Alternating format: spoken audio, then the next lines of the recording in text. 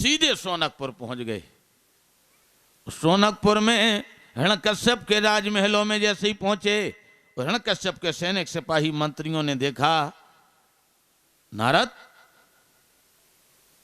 हमारे महाराज कहाँ हैं?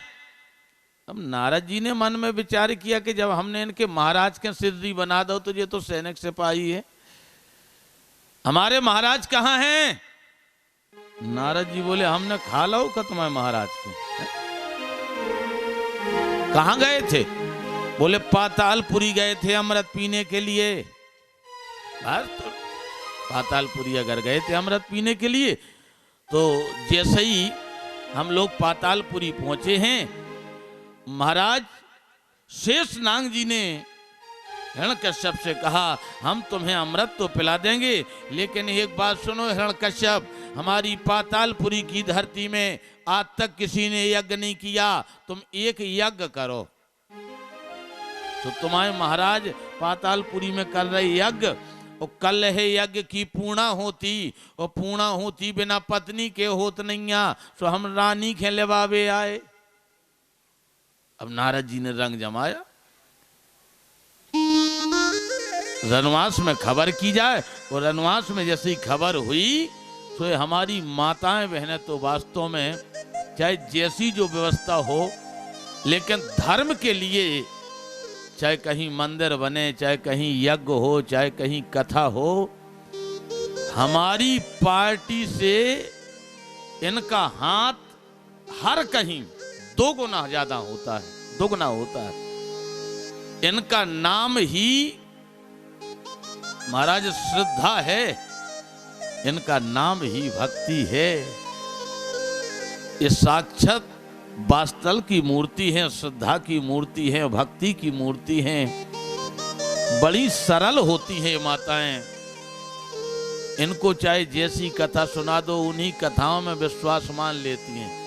कोई जोशी आ जा, कोई पंडित जी आ जाए, वे झूठ माट को कह तुम्हारे लड़का है फलानी गिरहा लगे, और तुम 11 रुपये दान कर दो, भले ही 11 नहीं है उनके घर है, वे उठा धारक हैं, कछु ना कछु करक हैं, 11 रुपये दान कर दे हैं। इतनी सरल होती हैं। जैसे ही पता लगा कि हमारे महाराज यज्ञ कर रहे, श्रद्धा की मूर्ति देवी कयाधु तैयार हो गई फर्स्ट क्लास साड़ी वस्त्र पहन करके। बाबा जी 2-4 नौकरानी दासियां लेवा लें। नारद जी बोले सुनो, तुम्हारे महाराज ने कहा है किसी को नहीं लेना है, केवल तुम्हें अकेला आना है। चलो, पति की बात कैसे काटने। नारद जी आगे आगे, कयाधु पीछे पीछे। 6 महीने का गर्भ रानी कयाधु के पेट में, और चलते चलते चलते चलते कयाधु बोली बाबा जी रास्ता कहाँ से है? अब मऊरानीपुर गुरसराय झांसी की रास्ता हो तो पता हो, अब पातालपुरी की रास्ता। नारद जी बोले सुनो, ये पर्वत दिखाई दे रहा, इसी के अंदर एक गुफा है, उसी गुफा के अंदर से डायरेक्ट रास्ता है, 3 किलोमीटर की दूरी है पाताल की। कयाधु ने सोचा कि होगा शॉर्टकट रास्ता होगा, चलो चलते हैं। गए, वहां पर महाराज बृहस्पति जी पहले ही से एडवांस थे, विराजमान थे। बृहस्पति जी के सामने माता कयाधु को बैठा दिया। नारद जी ने गुरु महाराज बृहस्पति जी को प्रणाम किया, गुरु जी अब हम जा रहे। गुरु जी बोले नारद कहाँ जा रहे? नारद जी बोले होरी में जा रहे। अब का मतलब तुम्हें? हमारा जितनो काम है तो हमने करो, अब तुम अपनो काम करो। बस उनने ब्रह्म ज्ञान कथा सुनाना प्रारंभ कर दी। और गर्भ में बहनों, अगर किसी के भी 5 महीने से अधिक बालक हो, 5 महीने से अधिक बालक हो, महाराज वह रामायण की कथाएं सुने, महाभारत की कथाएं सुने, सुख सागर भागवत गीता की कथाएं सुने, धर्म पर चले, जीवन आनंद में होगा, अच्छी व्यवस्थाओं के अंतर्गत रहे, जीवन का निर्वाह करे। महाराज तो हमने देखा माताओं बहनों को अगर 6 महीने का गर्भ है, 7 महीने का गर्भ है, वे अपने पति के कह रही, बोले सुनो तो, कह रहे का बात? बोले आज तो हमारा मन हो रहा गुझियां खाएं। हाँ, कई हमने बहुएं देखी, उन्हें सीताराम राधे श्याम कथा से कोई मतलब नहीं। टीवी फुल रफ्तार में खुली, गाना बज रहा, परदेसी जाना नहीं, सो भैया हो तहीं से नचा तारे सीधे बम कर। हमने कई बार देखा, लक्षण बाहर नहीं डाले जाते हैं बहनों। मतलब थोड़ा सा कहने में सुनने में भद्दा लग रहा होगा, लेकिन लक्षण ये हमारी माताएं बहनें पूछने लगती हैं। हम तो कई जगह जाते हैं, अगर किसी का लड़का पढ़ नहीं रहा, किसी की बेटी पढ़ नहीं रही, तो महाराज ओ महाराज तुम्हारे पाँव पर तना बताओ तो जो हमारे लड़का को भाग ऐसा ही है, गोबर गणेश रहे के कछु पढ़े लेके ई को दिमाग महाराज डीजे में ज्यादा जा, डीजे में ना पढ़त ना कथा में, डीजे में। जब तुम डीजे बजाउती रही वही समय, तो डीजे में ना जे का चूल्हे में जे का दिमाग। वास्तव में बिल्कुल अच्छा। अभिमन्यु ने चक्र व्यूह को तोड़ने की व्यवस्था कहां सीखी थी? गर्भ के बाहर नहीं सीखी थी, गर्भ के अंदर ही सीखी थी। हाँ, ध्रुव जी अपने मां के गर्भ में ही, देवी सुनीति के गर्भ में अत्रि महामुनि के द्वारा कथाएं सुनते थे, इसलिए महाराज भगवान के भक्त हो गए। अगर गर्भ में बालक 5 महीने से अधिक है, हम और आप इतने सुंदर सिद्धांत बनाएं, घर का वातावरण न कभी पति पत्नी में खटपट हो, न गाली गलौज हो, बड़े मधुर सुर में सुंदर भोजन करें, सुंदर व्यवस्था में रहें, सुंदर वातावरण हो, अपने कमरे की स्वच्छता हो, बालक देखना महाराज ब्रह्म ज्ञानी जन्मेगा। अगर ऐसा हो रहा है तो लगातार गुरु महाराज ने कथा सुनाई, 1 दिन 2 दिन 4 दिन 6 दिन 8 दिन 10 दिन 15 दिन तक। और 15 दिन के बाद में हिरण्यकश्यप को शेषनाग जी ने छोड़ दिया। शेषनाग जी के छोड़ने पर हिरण्यकश्यप जैसी अपने घर आया, इतना क्रोध में गदियां काटे महाराज, अपने ओंठों को दांतों से चबाए, सैनिक सिपाहियों से कहे, ऐ सैनिक सिपाहियों, नारद जहां कहीं भी मिल जाएं जिंदा पकड़ के हमारे पास लाना।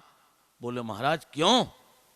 अरे बोले उसने जा करके हमें शेषनाग जी के चुंगल में फंसा दिया।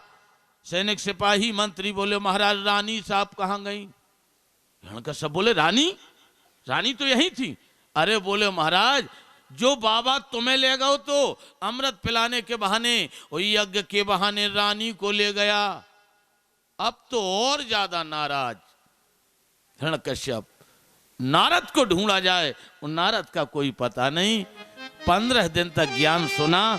15 दिन के बाद बृहस्पति जी ने कयाधु को छोड़ा। कयाधु घर आई हैं। वो जैसे ही घर आई, हिरण्यकश्यप ने पूछा कहाँ थी? बोले महाराज जो महात्मा जी तुम्हें ले गए थे वही महात्मा जी हमें ले गए और एक सफेद दाढ़ी वाले बाबा के पास में बैठा दिया। वो सफेद दाढ़ी वाले महात्मा जी 15 दिन तक हमारे कान में क्या बकते रहे, मुझे तो कुछ समझ में नहीं आया। धीरे धीरे समय का चक्र चला। 7 महीना, 8 महीना और 9 महीना जैसे हुए तो सुखदेव जी महाराज कहते हैं, हे परीक्षित, नवानी मां से पुत्र तुदीय कहो। माता कयाधु ने 9वें महीने में एक सुंदर बालक को जन्म दिया है। आज धर्म प्रिय बंधुओं, ऐसी स्थिति में वह बालक ने जब जन्म लिया, धरती में बालक गिरा, न छींकने की आवाज न रोने की आवाज। बालक ने अपना मुख खोला, ओम राम राम शब्द कहा। माता कयाधु ने अपने बेटे के मुख में हाथ रख दिया, चुप, ये तेरे पिताजी के दुश्मन का नाम है। लेकिन महाराज हिरण्यकश्यप को जब पता चला कि हमारी रानी कयाधु के गर्भ से चौथा बालक जन्मा है, तोपें दागी गईं, ढोल नगाड़े बज रहे हैं, शहनाइयां बज रही हैं, दान पुण्य लुट रहा है, मदरापान हो रहा है, आनंद की अनुभूति, बेटे का जन्म, पिता की ये पहली प्रसन्नता होती है जिस दिन बालक का जन्म होता है। एक दिन बीता, 2 दिन बीते, 3 दिन बीते, 4 दिन बीते, छठवें दिन छठी संस्कार मनाया गया, नामकरण उसी दिन। महाराज श्री शुक्राचार्य जी को बुलाया गया। दैत्य गुरु को शुक्राचार्य जी ने हिरण्यकश्यप के बेटे का नामकरण किया। ए राजन सुनो, सानुलादम यहिलादम पिप्पलादम यथा विधि लघुंच पुत्र तम नाम धेया प्रहलाद जाता। तुम्हारे छोटे बेटे का नाम प्रहलाद रखा जाता है। यह बड़ा सुंदर होगा, सुशील होगा, माता पिता का भक्त होगा। 1 महीने का बालक होगा, 2 महीने का होगा, 3 महीने का होगा, 1 वर्ष का होगा। धीरे धीरे पहला 2 वर्ष के हुए, 3 वर्ष के हुए। वो 3 वर्ष की अवस्था में तो वो महाराज सिद्धांत इनके बिल्कुल भगवान की तरह। अरे बोले प्रात काल उठ के रघुनाथा, प्रात काल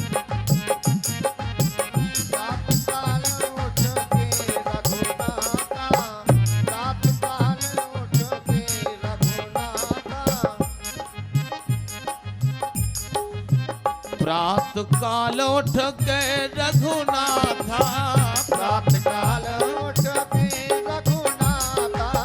प्रात काल उठ के रघुनाथा। मात पिता है गुरु नावहे माथा,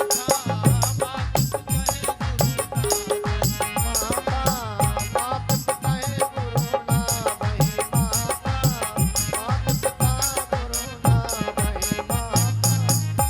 4 वर्ष के प्रहलाद हुए। एक दिन ये अपने पिताजी के पास पहुंच गए। पिताजी सिंहासन पर बैठे थे। दौड़ करके पिताजी के चरणों में इनने माथा रख दिया। पिताजी ने महाराज सर पे हाथ रखा। बेटा प्रसन्न रहो, बेटा खुश रहो। दोनों हाथों से उठाया, अपने बेटे को हृदय से लगा करके सर पे हाथ फेरा। बेटा बताओ कैसे हो? प्रहलाद जी बोले पिताजी विष्णु राम कृष्ण की कृपा से बहुत अच्छा हूँ, ठीक हूँ, आनंद से हूँ।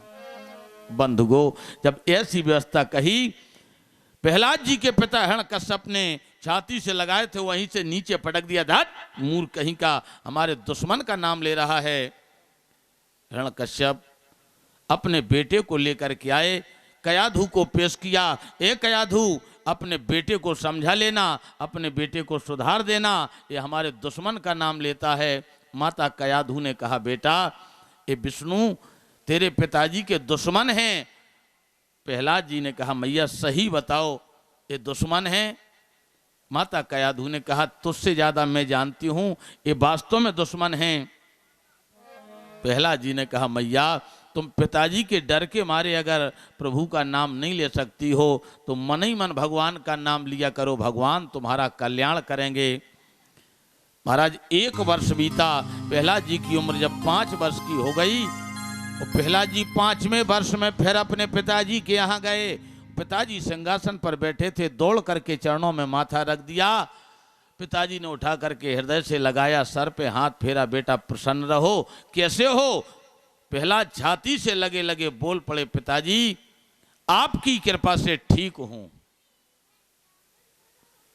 हिरण्यकश्यप ने मन में विचार किया कि कयाधु के ज्ञान से सुधर गया है और बेटा सब आनंद है। हाँ हाँ पिताजी, भगवान विष्णु राम कृष्ण की कृपा से सब आनंद।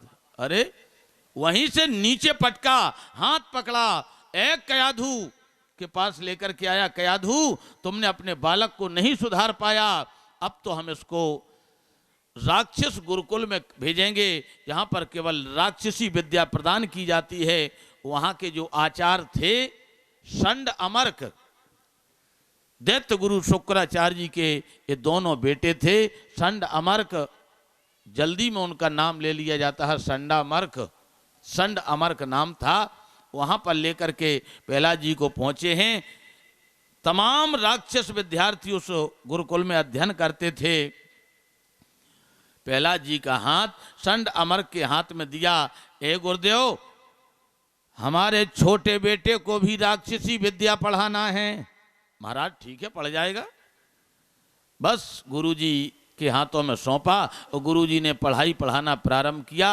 बस केवल एक ही पढ़ाई जाती है वहां। बोलो महाराजा धिराजा हिरण्यकश्यप की जय हो, सोनकपुर सम्राट महाराज हिरण्यकश्यप की जय हो, सोनकपुर सम्राट महाराज हिरण्यकश्यप की जय हो। इसके अलावा दूसरा कोई पाठ ही नहीं है, ना कोई सब्जेक्ट है, ना कोई विषय है। बस केवल इतना बोला जाए। प्रहलाद जी को पढ़ाएं तो प्रहलाद जी पढ़ें। बताओ क्या सीखा? प्रहलाद जी बोले महाराज हिरण्यकश्यप की जय हो, माता कयाधु की जय हो, गुरुजी आपकी जय हो, सोनकपुर राज्य की जय हो, भगवान विष्णु राम कृष्ण की जय हो। गुरुजी बोले ओ भैया तुम्हारी जय हो जाए। ये पछाई की एक भी जय नहीं बोलने, केवल अंगाई भर की बोलो। अंतो गत्वा गुरुजी से भी नहीं संभले। वो तो प्रहलाद जी की राम रंगने की भक्ति थी। वो जो राम के रंग में रंग जाता है फिर उसको महाराज कोई छोड़ा या भोला नहीं सकता है। इसीलिए तो कहा प्रहलाद जी की डोरी तो भगवान के चरणों में समर्पित हो गई है। अरे बोले राम सो लगी हाँ, सीता राम सो लगी। अरे राम सो लगी हाँ, सीता राम सो लगी। और जाको कौन सताई डोरी जाकी, राम सो लगी। जाको कौन सताई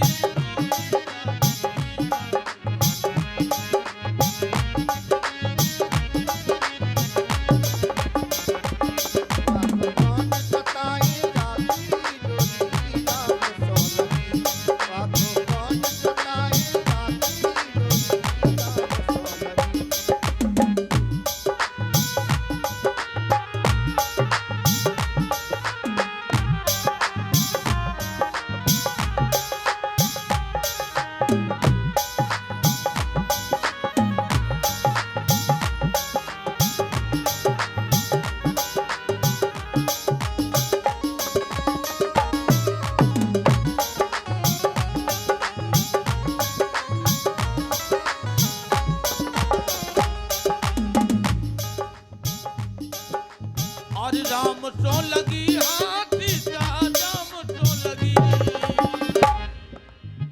राम सो लगी हाँ, सीता राम सो लगी। जाको कौन सताई डोरी जाकी।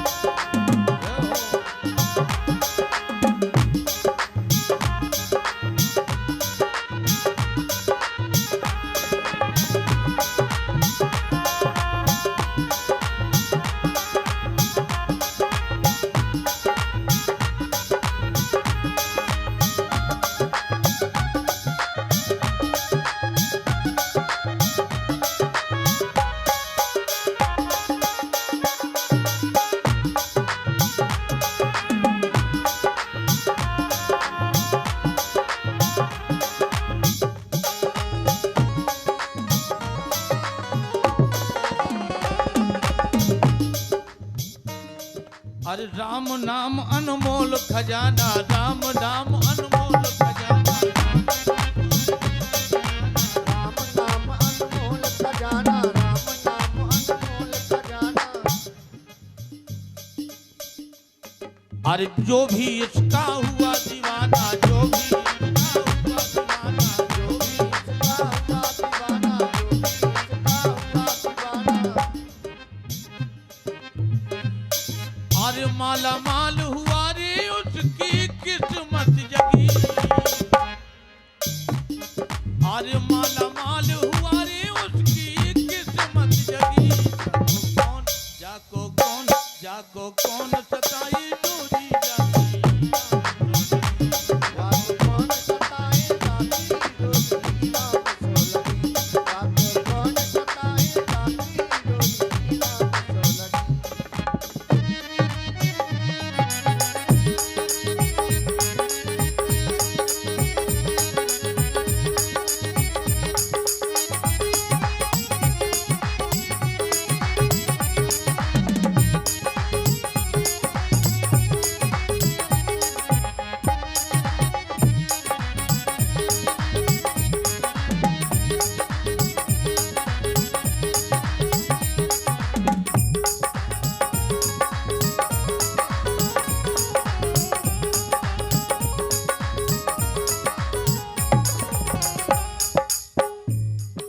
और देखो बहुत से लोग ऐसे हैं जो भगवान की भक्ति में शराबोर हो जाते हैं, रंग जाते हैं। अरे मीरा जिसकी भई दीवानी, मीरा मीरा जिसकी भई दीवानी मीरा जिसकी भई दीवानी। देखो हम और आपने सुबह कथा सुनी थी मीरा। अरे मीरा जिसकी भई दीवानी, मीरा जिसकी भई दीवानी, मीरा जिसकी भई दीवानी मीरा जिसकी भई दीवानी। अरे जाने उसकी जगत कहानी, जाने उसकी जगत कहानी, जाने उसकी जगत कहानी जाने उसकी जगत कहानी। अरे कथा सुनो, अरे कथा सुनो प्रहलाद भगत की प्रेम की बनी। अरे कथा सुनो प्रहलाद भगत की प्रेम की बनी। जाको कौन सताई डोरी जाती राम सोलगी, जाको कौन सताई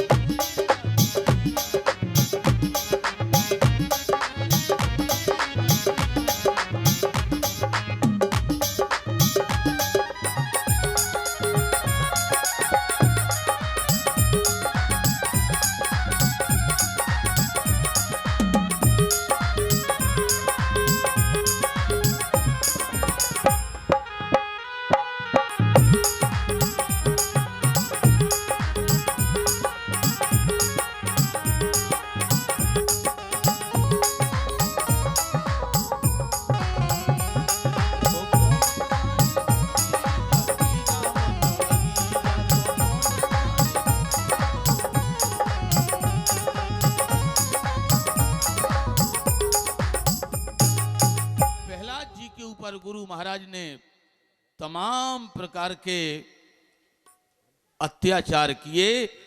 प्रहलाद को महाराज गहरी झीलों में डाला गया, बड़े बड़े ऊंचे पर्वतों से नीचे पटका गया। लेकिन प्रहलाद जी तो राम भक्त में ऐसे रंग चुके थे कि महाराज उससे निकलना बड़ा मुश्किल था, असंभव था। कभी कभी तो अगर प्रहलाद जी जब नहीं मानते थे, गुरु महाराज जलती हुई चूल्हे से लकड़ियां निकालें और प्रहलाद जी के शरीर से कपड़े उतार करके महाराज जलती हुई लकड़ियों का प्रहार जब प्रहलाद जी के निर्वस्त्र शरीर पे करें तो महाराज प्रहलाद जी के 6 वर्ष की अवस्था में शरीर में बड़े बड़े फपोला पड़ जाएं। तो जब गुरु महाराज इतनी ताड़ना देकर के चले जाएं तो प्रहलाद के साथ में जितने विद्यार्थी बालक पढ़ते थे सब के सब विद्यार्थी कहें, अरे भैया प्रहलाद, जिन भगवान के नाम में इतना कष्ट मिलता है क्यों लेते हो ऐसे भगवान का नाम? अरे देखो तो तुम्हारी दशा। प्रहलाद कहते हैं भैया एक मल्हम लगा दो। कहाँ है मल्हम? प्रहलाद जी ने कहा अपनी अपनी हथेली में अपनी उंगली रगड़ो और एक बार बड़े प्रेम से बोलो श्री राम जय जय राम। ऐसा कह करके उंगली अपनी हथेली में रगड़ के हमारे फपोलों में रख दो। और जब ऐसा विद्यार्थी बालकों ने किया तो प्रहलाद का शरीर पहले से सुंदर चमक गया, पहले से सुंदर दमदमा उठा।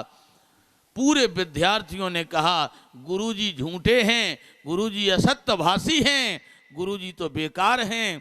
प्रहलाद तुम सत्य कहते हो।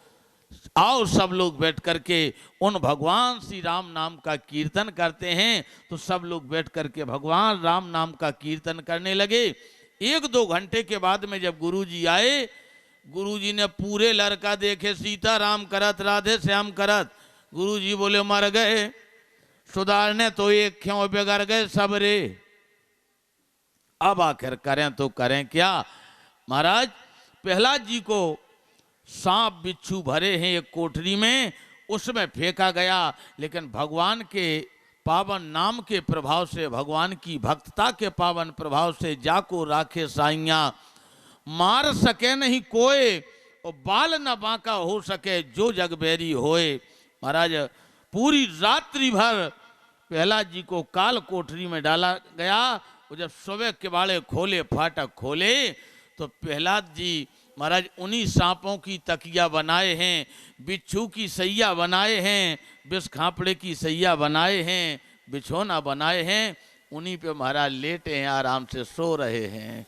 भगवान की ऐसी कृपा, भगवान की ऐसी दया। जहाँ भगवान की कृपा होती है, तमाम प्रकार से मारना चाहा, बड़े बड़े ऊंचे पर्वतों से नीचे फेंका, भगवान के नाम के प्रभाव से वहां भी बच गए। बड़ी बड़ी गहरी झीलों में डाला गया, प्रहलाद जी वहां भी बच गए। तमाम व्यवस्थाओं के अंतर्गत व्यवस्थाएं हुई, सब कहीं से बचते जा रहे हैं प्रहलाद जी।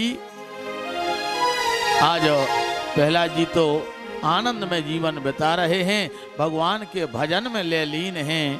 तो क्यों ना हम और आप भी भगवान की भक्ति में लीन हो जाएं। हरे रामा रामा राम सीता राम राम राम हरे।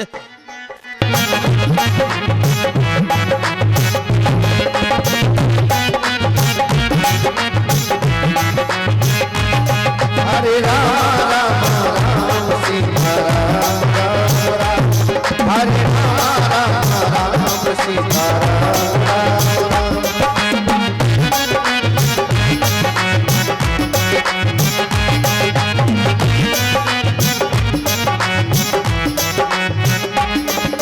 और 101 रुपया हमारे भैया श्री देवेंद्र सिंह जी यादव, 10 रुपया हमारे गुज्जे बरार, 101 रुपया राम प्रसाद जी यादव पहलवान जी, 101 रुपया भैया श्री हरिराम यादव दूध वाले, और 101 रुपया भैया श्री संजू यादव ऊपर घटिया, और 50 रुपया हमारे भैया श्री आकाश दुबे जी, और 100 रुपया हमारे भैया श्री मुन्नी लाल जी झा, और 251 रुपया हमारे भैया श्री राजा यादव दुकानदार किलेदार भैया भगवान के जन्म में यह समर्पित करते हैं।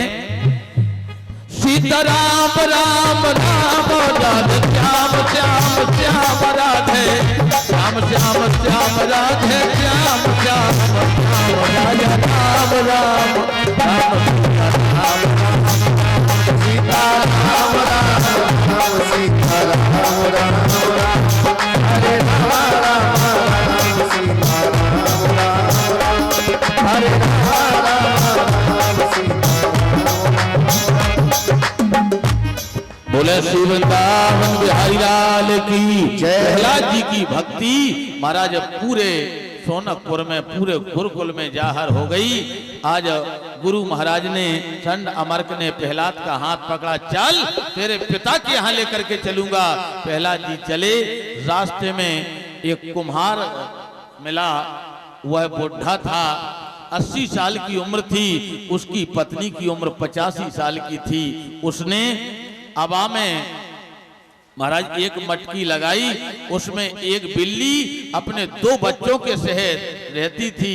बेचारा हुआ कुम्हार तो घबरा गया, अरे राम राम राम, इसमें हमने कंडे लगा दिए, लकड़ियां लगा दी, ऊपर से मिट्टी लगा दी, पूरे अबा में आग डाल दी। अब ना जाने वह बिल्ली और बिल्ली के बच्चे, महाराज 3 जीवों की हत्या मेरे सर पर हो जाएगी। प्रहलाद जी जब वहां से निकले अपने समस्त विद्यार्थियों के साथ में, वो बुढ़ा और बुढ़िया को रोते हुए देखा। ए बाबा जी क्यों रो रहे हो? बाबा जी ने कहा बेटा क्या बताएं, बुढ़ापे की याददाश्त है, रतौंध आती है, क्या करें। इस आग में एक मटकी में बिल्ली ने 2 बच्चों को जन्म दिया था। वह बिल्ली के सहित महाराज दोनों बच्चे हमने साग में डाल दिए हैं। प्रहलाद जी ने कहा तुम्हारे घर में कितने लोग हैं? बोले बस हम हैं, ये हमारी पत्नी हैं। प्रहलाद जी ने कहा तीसरे हम तुम्हारे नाती हैं। बाबा एक काम करते हैं, 24 घंटे का अखंड कीर्तन करते हैं। गुरुजी बोले क्या होगा? लड़के बोले क्या होगा? गांव के लोग बाग आ गए, क्या होगा उस राम के कीर्तन से, अखंड कीर्तन से? प्रहलाद जी बोले जो होगा सो देख लेना। 24 घंटे में इस आग में से बिल्ली और बिल्ली के दोनों बच्चे और बिल्ली के समेत तीनों यह इस आग से जीवित निकलेंगे। गांव के लोग बोले ऐसी आग से आज तक ना तो कोई बचा है, आग जल करके ठंडी होने लगी है, अब तक तो वो जल करके नष्ट भ्रष्ट हो गए होंगे। प्रहलाद बोले बचेंगे। गांव के लोग, नगर के लोग बोले नहीं बचेंगे। प्रहलाद बोले अगर बच गए तो, और गांव वाले बोले अगर ना बचे तो। प्रहलाद ने कहा तुम लोग बताओ। गांव के लोगों ने कहा अगर बिल्ली और बिल्ली के दोनों बच्चे बच गए तो हम पूरा गांव मिलकर के भगवान श्री राम कृष्ण विष्णु की जय जयकार करेंगे, उनका कीर्तन करेंगे, उनकी कथाएं सुनेंगे। और प्रहलाद जी बोले अगर नहीं बचे तो इसी आग में हम भी जल करके अपने प्राणों को त्याग देंगे। बस अखंड कीर्तन प्रारंभ हुआ। आगे हैं प्रहलाद जी, पीछे हैं वो कुंभकार बुढ़ा और पीछे है उसकी पत्नी बुढ़िया। और कीर्तन प्रारंभ हो गया। अरे बोले श्री राम जय राम जय जय राम, श्री राम जय राम जय जय राम।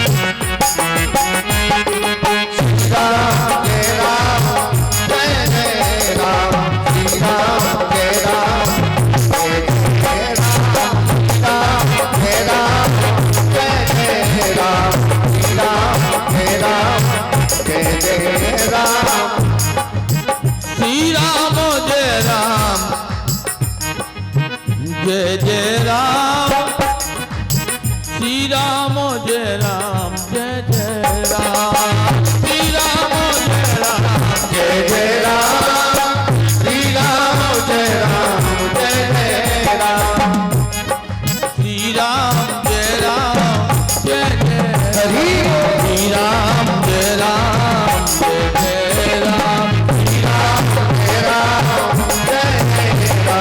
श्री राम जय राम जय जय राम, श्री राम जय राम जय जय राम, श्री राम घंटा 2 घंटा 3 घंटा 5 घंटा 6 घंटा 8 घंटा 16 घंटा 20 घंटा 22 घंटा 23.5 घंटा महाराज आग पूरी पच करके ठंडी होने लगी। महाराज ना कहीं बिल्ली का पता, ना कहीं बिल्ली के बच्चों का पता। पूरा गांव कहने लगा भगवान राम झूठे हैं, कृष्ण झूठे हैं, विष्णु झूठे हैं, असत्य भाषी है, प्रहलाद तुम्हारा राम बेमतलब का है। आज जब भगवान का अपमान हुआ, 6.5 वर्ष की अवस्था में भक्त प्रहलाद के नेत्रों से महाराज आंसुओं की झड़ी लग गई, ओंठ बंद हो गए, केवल फरफरा रहे हैं, हृदय पुलकायमान हो गया, कंठ रुंध गया। और प्रहलाद तो बस वाणी से बोले, केवल हृदय से बोले राम राम राम। लेकिन भगवान तो भक्त वत्सल हैं, प्रबल प्रेम के पाले पड़कर प्रभु को नियम बदलते देखा। आपन मान टले टल जाए पर भक्त का मान न टलते देखा। भगवान ने जब प्रहलाद की ऐसी करुण दशा देखी तो भगवान कर्तुम अकर्तुम अन्यथा कर्तुम समर्थ हो। उसी अबा में से महाराज बिल्ली और बिल्ली के दोनों बच्चे उल्लंघ यामा से गतंच पंथाम, लंबी लंबी छलांग लगाई, म्यू म्यू करते हुए महाराज बिल्ली के दोनों बच्चे महाराज खुदक करके जब हजारों लोगों के सामने से निकले, पूरे महाराज सोनकपुर ने प्रहलाद की जय जयकार बोल दी। भक्त प्रहलाद की जय हो, विष्णु की जय हो, कृष्ण की जय हो, राम की ये हो महाराज प्रहलाद की भक्ति जनाम हो गई। संत अमर्क ने प्रहलाद जी का हाथ पकड़ा, अब तो और ज्यादा मौत हो जाएगी, सुधारना था एक लड़के को, पूरे विद्यालय के लड़का बिगड़ गए, पूरा गांव बिगड़ गया। प्रहलाद जी को पकड़ा, हिरण्यकश्यप के पास लेकर के पहुंचे। तब तक हिरण्यकश्यप की बहन होलिका आ गई। होलिका ने कहा भैया इस बालक को हम मारेंगे। तब तक माता कयाधु आ गई, ए ननंद रानी हमारे बेटे पर कृपा करो। हिरण्यकश्यप ने होलिका को वह बालक सौंपा और आज होलिका ने चंदन की चिता बनाई। दुर्वासा जी महाराज का वरदान था कि तुम्हें अग्नि चंदन एक लाल रंग का पीतांबर दिया था। बस होलिका जब उस पीतांबर को ओढ़ करके बैठ जाती थी तो महाराज अग्नि चंदन से भी शीतल लगने लगती थी। चंदन की चिता बनाई, होलिका ने वह पीतांबर ओढ़ा और 6.5 वर्ष के प्रहलाद को जब अपनी गोदी में लेकर के बिठा लिया और प्रहलाद ने भक्ति भाव से जब भगवान का चिंतन किया तो जो अपमान भगत कर करी, राम रोष पावक मह जरी। महाराज जो भक्त का अपमान करता है उसी समय भगवान की ऐसी महती कृपा हुई कि हरि प्रेरित है अवसरे चले मरुत 49 प्रकार की भीषण हवा चली, आंधी चली, तूफान चला। तो होलिका अपने बदन में दुर्वासा जी का दिया हुआ दुपट्टा ओढ़े थी। महाराज वो पीतांबर तो महाराज ओढ़ गया, लाल रंग का जो दुपट्टा था। हमें तो कभी कभी लगने लगता है कि फिल्मी दुनिया वाले कुछ कलाकार वहीं बैठे होंगे, उनने महाराज ऐसा संकेत किया, बोले लाल दुपट्टा, लाल ही था, लाल रंग का पीतांबर जो दुर्वासा जी ने दिया था। अब ओढ़ो काहे से? बिना हवा से तो ओढ़ नहीं सकते। महाराज हवा की स्थिति में वह लाल रंग का पीतांबर ओढ़ा तो महाराज जाकर के अलग गिरा। तो जैसे ही वो पीतांबर गया बस उसी समय पूतना के शरीर में महाराज आग लगना प्रारंभ हुई। तो पूतना चिता से नीचे उतरने लगी। बस प्रहलाद जी ने अपनी बुआ के पांव पकड़ ले, ओ भुगा तना पंचामृत तो पाए जाओ, पंजीरी खाए जाओ। भुगा तो महाराज जल करके राख हो गई। बस कुछ ही समय के तत्पश्चात, बस 2 मिनट का समय और आप दें, 101 रुपया हमारे श्रीमती रक्षा यादव रेवन 101 रुपया भगवान के चरणों में समर्पित करती हैं। 101 रुपया हमारे भैया राम जी यादव मम्मा, उनके तरफ से 20 रुपया हमारे भैया श्री हरगोविंद जी खुराना और 50 रुपया हमारे भैया श्री रूप सिंह जी यादव रुपी दाऊ और 105 रुपया भैया श्री देशराज जी धमेनिया और 101 रुपया भैया श्री अर्जुन सिंह जी यादव अर्जुन लल्ला, उनके तरफ से भगवान के चरणों में जन्म में यह समर्पित हैं। आज जब ऐसी व्यवस्था हुई तो महाराज प्रहलाद की तो भक्ति पूरे सोनकपुर में जाहिर हो गई। अब तो हिरण्यकश्यप को बड़ा क्रोध आया। तो हिरण्यकश्यप महाराज लेके तलवार प्रहलाद की तरफ जैसे ही आगे बढ़ा, वो प्रहलाद की तरफ महाराज श्री हिरण्यकश्यप आए, ए प्रहलाद, और प्रहलाद की कालर पकड़ी हिरण्यकश्यप महाराज जी ने। तो महाराज प्रहलाद की कालर पकड़ के ऊपर उठा दिया। मूर्खा दुष्टा दया जाता पाप में कम तथा पुनः, मेरे मूर्ख तेरा राम है कहाँ, तेरा राम है कहाँ, तेरा राम है कहाँ। कालर पकड़ के उठा दी। कहाँ है तेरा भगवान, कहाँ है जगदीश?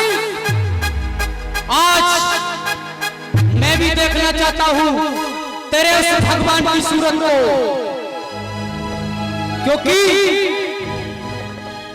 मेरा हो जा, मेरा बन जा, ये राजपाट सब तेरा है। पुत्र प्रहलाद, एक बार तू अपने मुख से कह दे कि पिता मैं तेरा हूँ, मैं तेरा हूँ। आज मैं देखता हूँ कि तुझे यहाँ आकर के वो जगदीश नहीं बचा सकता।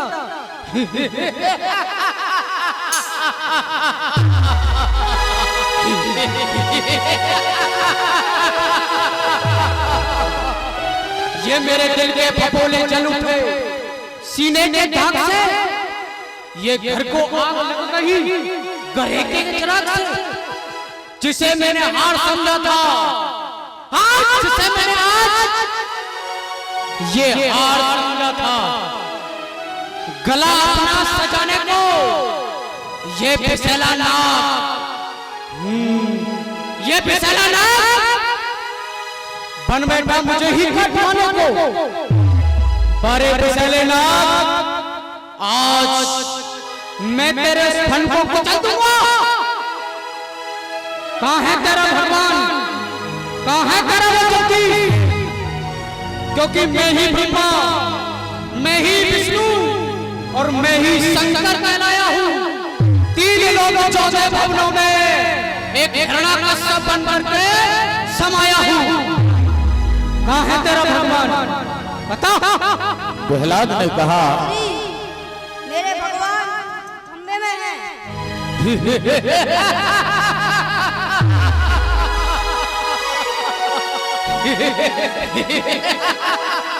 खंबे में तेरा भगवान, वाह, आज मैं ही इस खंबे को अभी देखता हूँ। एक ही मुक्के से इस खंबे को फाड़ दूंगा। हट जा, मैं देखता हूँ भगवान तेरा इस खंबे में है। हम में तुम में खड़क खंभ में, कहाँ बताऊं राम पिता, घट घट वासी सी अविनाशी, जगत पिता परमात्म पिता, जैसे ईख में छिपी मधुरता है, जो छिपा भांग के गोले में, वो कप्ता की कड़ी में ज्ञान छिपा, हे राम छिपा हर चोले में। पिताजी कहाँ बता दें जहां हमारा राम नहीं है। जिस समय प्रहलाद ने उस खम्मे की ओर देखा, हिरण्यकश्यप ने कहा, रे मूर्ख, आज तुझे इसी खम्मे से बांधा जाएगा। आज मैं इसी खम्बे से, ये तेरे लिए ही लाल गरम करवा रखा है मैंने। हाँ, मैं देखता हूँ तेरा वो नारायण यहाँ आके बचाता है या नहीं। मरने के लिए तैयार हो जा।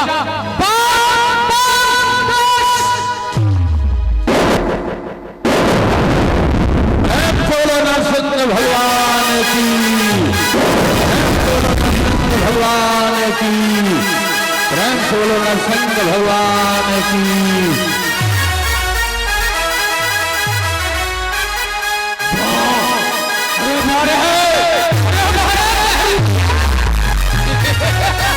मुझे मारने के लिए जानवर का सफेद घेरा लगाया है। तू चिंता मत कर, मैं तुझसे डरूंगा नहीं, तो करूंगा युद्ध।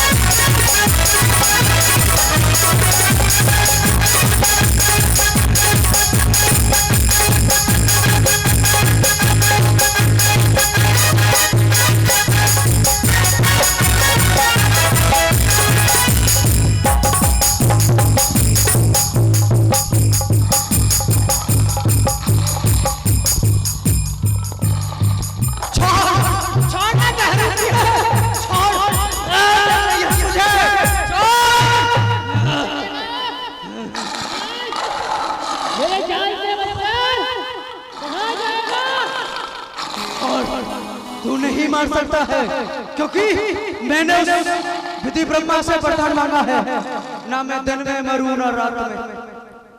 आज हिरण्यकश्यप ने कहा तुम हमें नहीं मार सकते हो, क्योंकि हमें ब्रह्मा ने वरदान दिया है कि हम दिन में न मरें रात में न मरें। नरसिंह भगवान ने कहा मेरे दोस्त, न इस समय दिन है न इस समय रात है।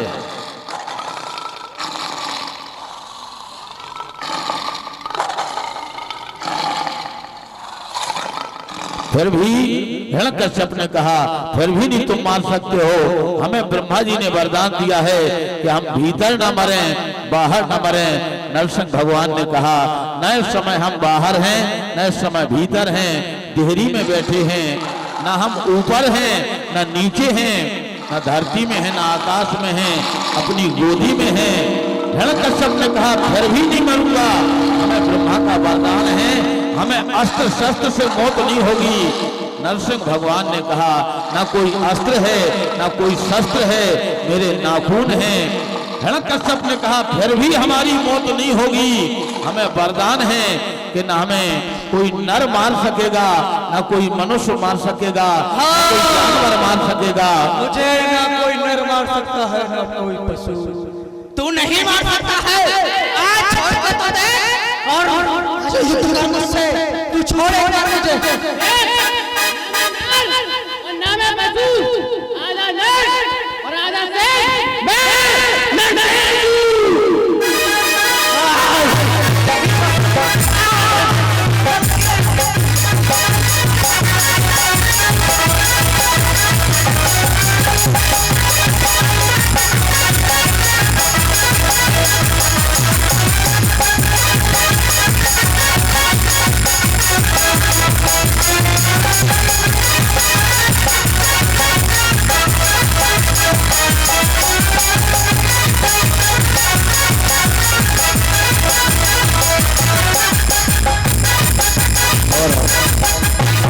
पावन स्थिति में हिरण्यकश्यप का वध नरसिंह भगवान ने किया।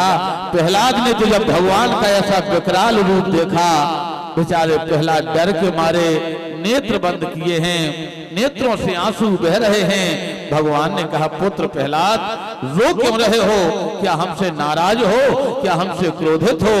भगवान नरसिंह ने कहा एक बार नेत्र तो खोलो। प्रहलाद जी अपनी आंखें बंद किए हैं। प्रभु हम तुम्हारे रूप को देखना नहीं चाहते हैं। भगवान ने कहा क्यों नाराज हो। प्रहलाद जी ने कहा नहीं नहीं। भगवान ने कहा नाराज होना ही चाहिए। क्यों? इसलिए कि तुम्हें हमें तो बहुत पहले आ जाना चाहिए। कब? बोले गिरते गिरायो तो अरे शस्त्रन से काटो गयो, मारने को बेटा तो डुबाया था पानी में। हस्ती संगदाह दियो लता संगदाह कियो, और बड़े कष्ट झेले तूने गुरु ज्ञान खाने में। राम नाम के पताका फहराने में। भगवान बोले क्षमा कर देना पुत्र देर हुई आने। भगवान ने आज अपने भक्त प्रहलाद को अपने हृदय से लगा लिया, मुख का चुम्बन किया, सर पे हाथ फेरे भगवान और प्रहलाद को छाती से लगाए लगाए पुत्र मांगो क्या चाहते हो।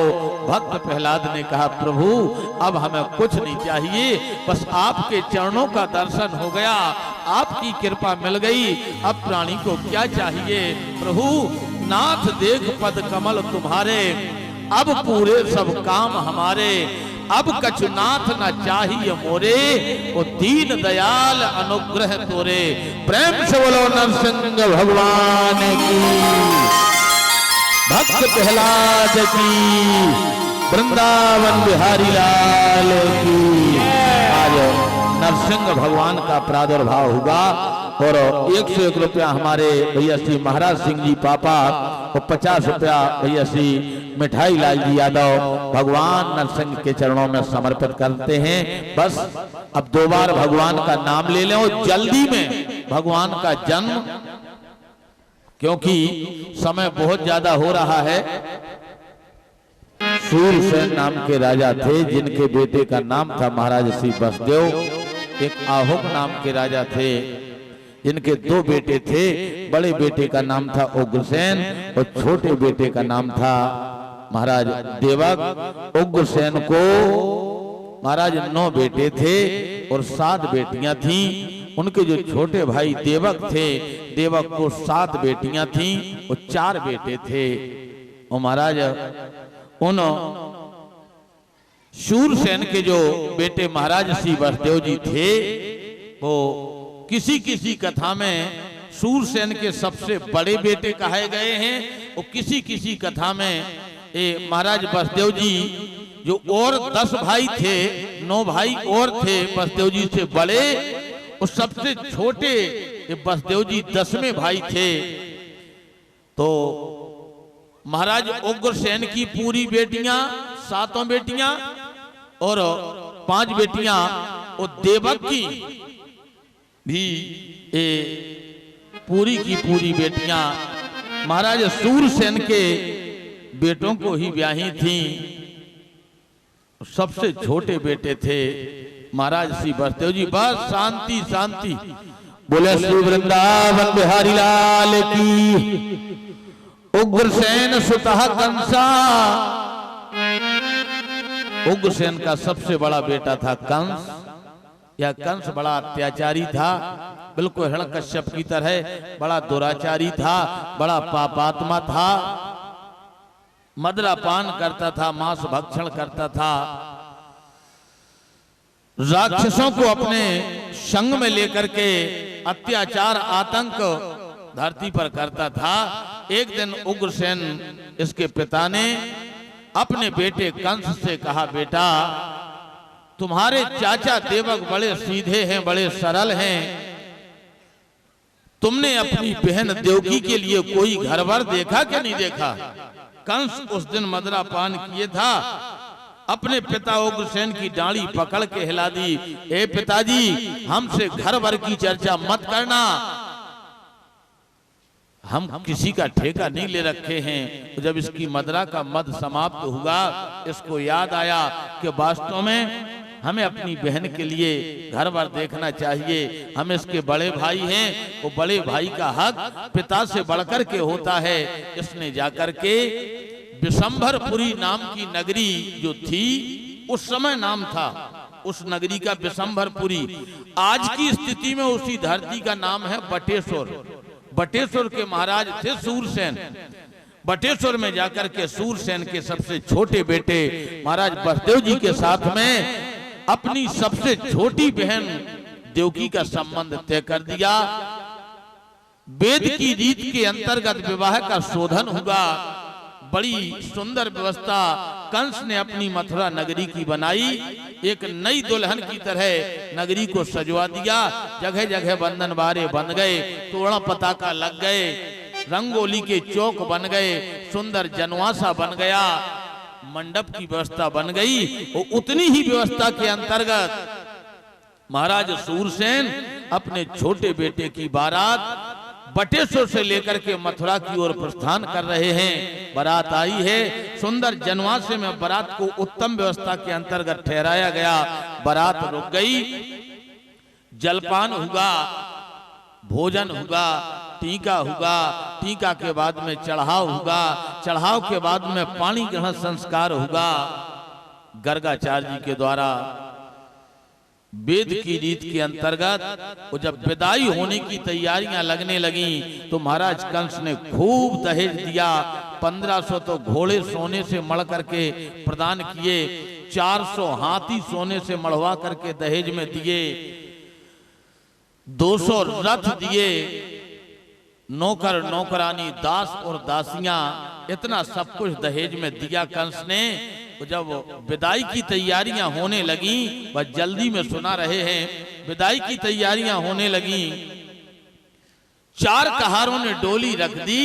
कंस ने कहारों को आदेश दिया, नहीं, हमारी बहन की विदाई डोली में नहीं होगी, हम अपने गगनचुंबी रथ पर बिठा करके अपनी बहन की अंतिम विदाई करेंगे। अपने बहन बहनोई को अपने उस रथ में बिठाला। कंस स्वयं ड्राइवर बनकर के घोड़ों की रस्सियां पकड़ी, वो जैसे ही रथ हाँका और रथ बढ़ा। बहन देवकी ने बड़ी करुण पुकार करके बड़ी तीक्ष्ण आवाज लगाई, अरे बोले भ्राता तुझी जातम फिर रोदनों में। बड़ी तेज आवाज लगाई महाराजा देवकी ने, भैया भैया। कंस भले ही पापाचाली था, भले ही अत्याचारी था, बड़ा ही दुष्ट था, लेकिन आज जब बहन ने करुण भर के पुकार लगाई तो कैसा भी हो, चाहे राक्षस हो, चाहे अत्याचारी हो, चाहे पापाचारी हो, चाहे भ्रष्टाचारी हो, चाहे अनाचारी दुराचारी हो, लेकिन बहन बेटी की विदाई में ऐसा कोई पत्थर दिल पिता नहीं हो सकता जो, अरे हम और आप तो ठीक, अरे पार्वती को विदा किया तब हिला के हिमालय रोया, और पत्थर सी छाती ने था भी अपना धीरज खोया। सीता पढ़ने को आए जब श्री राम जनक के द्वारे, बिहवल होकर श्री विदेह ने भैया नेत्रों से आंसू डाले। महाराज ऐसी स्थिति में जब ज्ञानी जनक रो सकते हैं, पत्थर जैसा पिता वह हिमालय रो सकता है, तो हम और आपकी तो औकात ही क्या। बस शांति से बैठो 5 ही मिनट, केवल 5 मिनट। हम खुद इतने जल्दी में सुना रहे हैं क्योंकि हम जान रहे हैं अब शांति का दान दें